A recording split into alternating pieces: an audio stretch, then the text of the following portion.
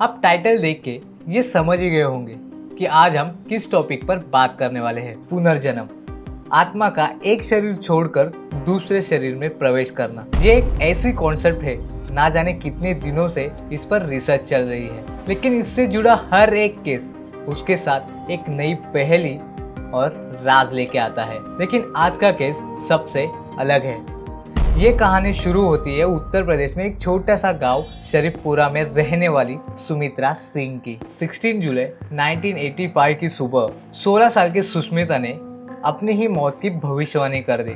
ये सुनकर उसके पति के रोंगटे खड़े हो गए। वो समझ नहीं पा रहा था सुमित्रा आखिर कैसे बातें कर रही है और क्यों कर रही है। 13 साल के छोटे से उम्र में ही उसकी शादी करी गई। शादी के ठीक 2 साल पहले ही उसने अपनी माँ को खो दिया, जिसके बाद वो अकेली पड़ गई थी। उसके पिताजी शहर में काम करते थे, इसकी वजह से वो उसे समय नहीं दे पा रहे थे और इस अकेलेपन ने शादी के बाद भी इसका पीछा नहीं छोड़ा। शादी होने के बाद उसका पति जगदीश भी शहर में काम के सिलसिले में वो भी वहाँ ही रहता था। अब वो अकेलेपन से तंग आ चुकी थी, लेकिन शादी के 3 साल बाद वो एक बच्चे को जन्म देती है। उसके बाद उसकी सारी शिकायतें खत्म हो जाती है। वो अपने बेटे से बहुत प्यार करती है और वो अपने बेटे को कभी दूर नहीं रखती। अब वो काफी ज्यादा खुश रहने लगी, लेकिन कुछ महीनों बाद उसके साथ अजीब अजीब से हादसे होने लगे। उसे मिर्गी का दौरा आने लगा। उसका पूरा शरीर अकड़ जाता था, उसके दोनों हाथ पैर टेढ़े मेढ़े हो जाते थे और आखिर में उसकी आंखें सफेद हो जाती थी और उसके बाद वो अलग अलग आवाजें निकालने लगती थी। उसके घर वाले ये सोचते थे कि उसके ऊपर बुरी आत्मा का साया है। 2 महीने तक वो इससे जूझती रही और फिर 19 जुलाई 1985 में उसे बहुत तेज बुखार आया और इसी घटना से 3 दिन पहले ही उसने अपनी मौत की भविष्यवाणी करी थी। और उसके इन्हीं बातों पर घर वालों ने ध्यान नहीं दिया, क्योंकि वो अक्सर ही कुछ बड़बड़ा करती थी। पर इस बार उसकी बात सच हुई। बुखार के साथ ही उसने अपना दम तोड़ दिया। लेकिन जैसी उसकी अंतिम तैयारी चल रही थी, उसकी सांसें अचानक से वापस लौट आई। पर अब वो सुमित्रा नहीं थी, बल्कि उसने अपने पति, घर वाले और अपने बच्चे तक को पहचानने से इनकार कर दिया, जिसे वो जान से भी ज्यादा प्यार करती थी। वो बार बार सिर्फ यही कहती रही कि मैं शिवा हूँ, मुझे अपने बच्चों के पास जाना है, रिंकू और टिंकू के पास जाना है। उसके इस अजीब बर्ताव से उसके घर वालों के मन में अलग अलग सवाल आने लगे और इन सवालों का जवाब उन्हें तब मिला जब उनके घर के बाहर एक अनजान आदमी ने दस्तक दी। अक्टूबर 1985, एक अधेड़ उम्र का आदमी एक मोटी सी किताब हाथ में लिए सुमित्रा के दरवाजे पर खड़ा था। उसने अपने हल्के स्वर से जगदीश से कहा कि मुझे इस पते से चिट्ठियां आती है। दरअसल सुमित्रा खुद को शिवा त्रिपाठी कहने लगी तब से उसमें कुछ हैरान करने वाले बदलाव सामने आए। कभी अनपढ़ रहने वाली सुमित्रा अचानक से पढ़ने लिखने लग गई थी, पर कई सारी चिट्ठियां लिख के उसने अपने पति जगदीश को पोस्ट करने के लिए कहती थी। जगदीश ने उस आदमी को पूछा कि आप कौन? उसने बताया कि मैं रामसिया त्रिपाठी हूँ, दिबियापुर से आया हूँ। ये सुनते ही रसोई में बैठी सुमित्रा भागते हुए बाहर आई। उसने उस आदमी को देखा और उसी आदमी को कसकर गले लगा लिया। जगदीश के साथ साथ वो आदमी भी हैरान रह गया। सुमित्रा को दूर करते हुए पूछा कि वो क्यों ऐसा कर रही है, वो तो आदमी उसे जानता तक नहीं। सुमित्रा जोरों से रो पड़ी और कांपते हुए आवाज में कहा कि पापा, मैं आपकी बेटी शिवा हूँ। ये सुनकर रामसिया त्रिपाठी दंग रह गए। जो उस चिट्ठियों में लिखा था वो सच था। वो सच में अपने आप को शिवा समझ रही थी, लेकिन ये कैसे मान लेते कि वो अनजान लड़की इनकी बेटी है। उस आदमी ने अपना शक दूर करने के लिए उन्होंने हाथ में एक किताब पकड़ी थी।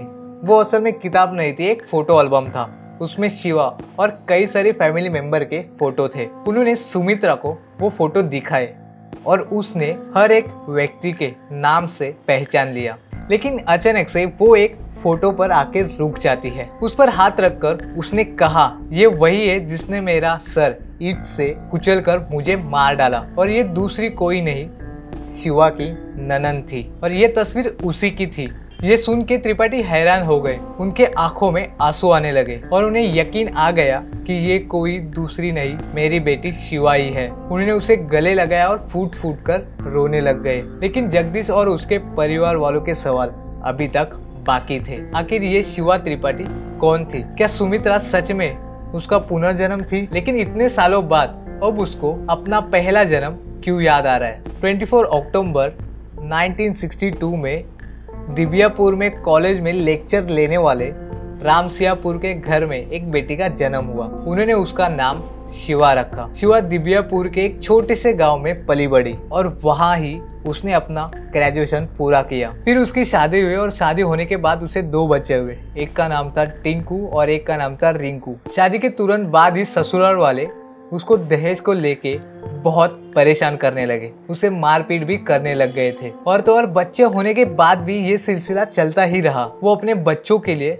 सब सहन करती रही। और फिर 18 मई 1985 की सुबह शिवा बेजान हालत में एक रेलवे ट्रैक पर मरी पड़ी मिली। उसके ससुराल वालों के कहने पे पुलिस वालों ने इसे सुसाइड डिक्लेयर कर दिया, लेकिन ये सरासर झूठ था, क्योंकि शिवा के सिर पर एक गहरी चोट थी। उस चोट को नजरअंदाज करा गया और कुछ लोगों ने उसी सुबह शिवा के साथ उसकी सास को और ननंद को भी देखा था। वही ननंद जिसे अब सुमित्रा मतलब शिवा अपने मौत का कातिल बता रही थी। लेकिन उस समय पुलिस वालों ने किसी की भी बात ना सुनते हुए शिवा के सिर्फ ससुराल वालों के बातें सुन के उसे सुसाइड डिक्लेयर कर दिया था और इस केस को क्लोज कर दिया। और शिवा के मौत का राज भी उसके साथ ही चला गया। सुमित्रा के बयान के आधार पर त्रिपाठी जी और उनके परिवार ने शिवा के केस को रीओपन करने की कोशिश करी, लेकिन पुलिस वालों ने उनकी बात नहीं मानी। पर जल्द ही सुमित्रा की ये अनोखी कहानी मीडिया के सामने आई और उस कहानी ने पूरे देश को हैरान कर दिया, जिसकी सबसे बड़ी वजह थी सुमित्रा की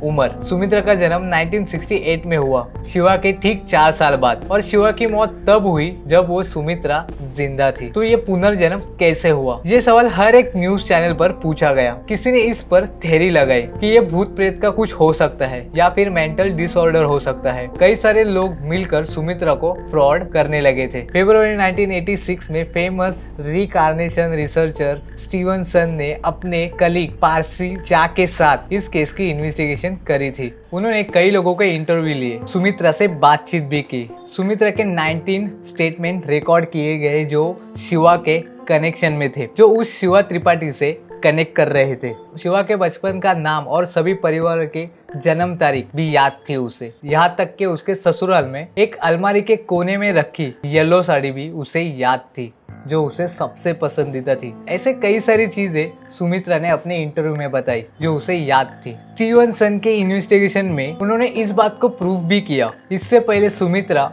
और शिवा का कोई कनेक्शन नहीं था, उनके फैमिली के बीच भी कोई कनेक्शन नहीं था। इन सब से स्टीवनसन इस नतीजे पे पहुंचे कि सुमित्रा ही शिवा का पुनर्जन्म है। लेकिन एक सवाल अभी भी मन में उठ रहा था, शिवा का जन्म किसी नवजात बच्चे में ना होकर एक मरकर जिंदा हुई लड़की में कैसा हुआ? इसी सवाल का जवाब हमें मिलता है रिसर्चर जेम्स मैटलॉक के एक कॉन्सेप्ट में, रिप्लेसमेंट रेनकार्नेशन, जिसमें एक मरे हुए की आत्मा किसी दूसरे शरीर में घुसकर उसके आत्मा को रिप्लेस करती है। कई लोगों को ये डेमोनिक पोजीशन जैसा लगता है, लेकिन ये उससे बेहद ही अलग है। 1988 में सुमित्रा ऑफ शिवा उसकी मौत हो जाती है। रिपोर्ट के अनुसार वो मरने तक शिवा बनकर ही रही, लेकिन उसने अपने पहले 2 बच्चों के साथ सुमित्रा के बच्चे और उसके पति को भी अपना लिया था। पुलिस वालों ने वो केस रीओपन ना करने के वजह से सुमित्रा के बयान के बाद भी शिवा के ननद पर कोई भी कार्रवाई नहीं हुई। गांव के लोगों का ये कहना है कि 1985 में मरकर वापस आने के बाद सुमित्रा ने कहा था माँ संतोषी ने उसे कुछ सालों के लिए ही भेजा है ताकि वो अपनी जिंदगी जी सके जो उससे छीन ली गई थी। और सिर्फ 13 साल बाद उसकी मौत हो जाने पर बात को और ज्यादा बढ़ावा मिल गया। आपको इस पुनर्जन्म के बारे में क्या कहना है? आपको क्या लगता है कि सच में पुनर्जन्म होता है या नहीं? ये हमें कमेंट में बता दीजिए। अगर आपको हमारे वीडियो अच्छे लग रहे हैं तो प्लीज लाइक, शेयर और सब्सक्राइब जरूर करना। तो मिलते हैं ऐसी नए वीडियो के साथ, तब तक के लिए बाय।